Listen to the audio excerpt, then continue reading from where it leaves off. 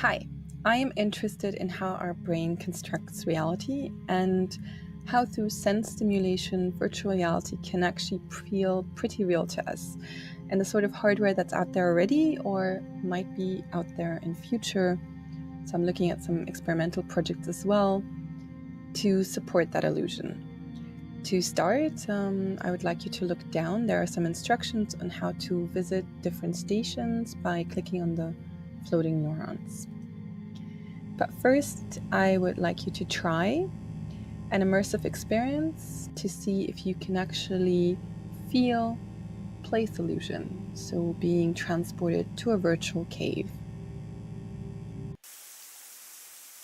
For 20 seconds, I am sending you to a virtual cave, the waterfall. So how did that feel? Did you feel like you were transported to a different place?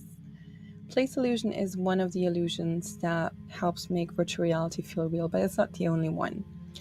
If you interact with an object in virtual world, if something hits you and you feel that impact, then that's plausibility illusion. And currently we don't have any devices that can help you feel something hitting you. But Disney is working on an experimental product, the Force Jacket, that may help us feel that in the future.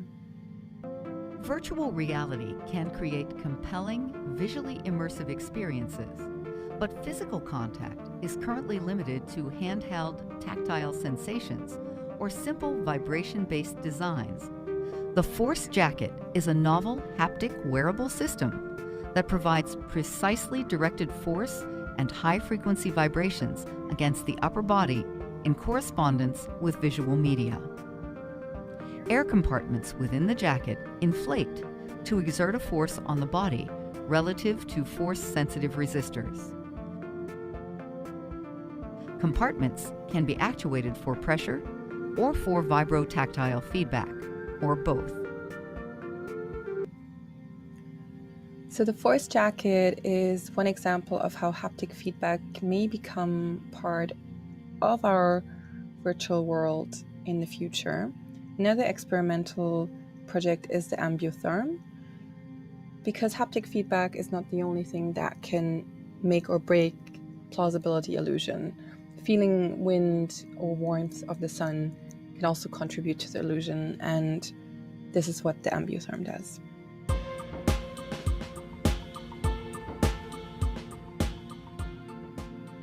Current virtual reality systems simulate physical presence and environmental conditions with visual, auditory, and haptic stimuli.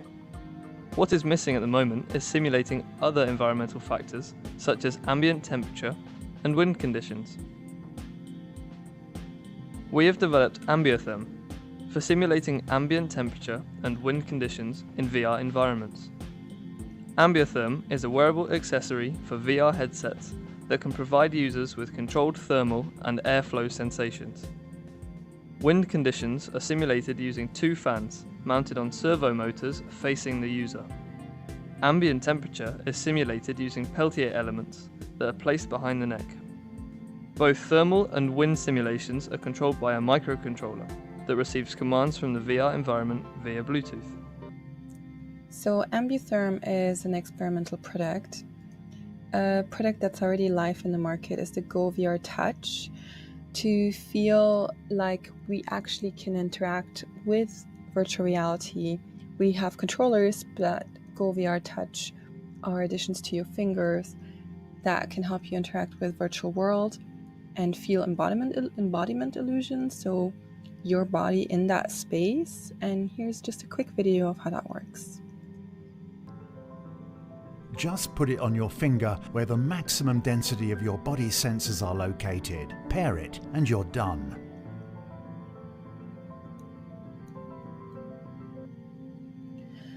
It's not the only product that's live in the market right now. Something that focuses on sense stimulation a lot are the Sensix pods.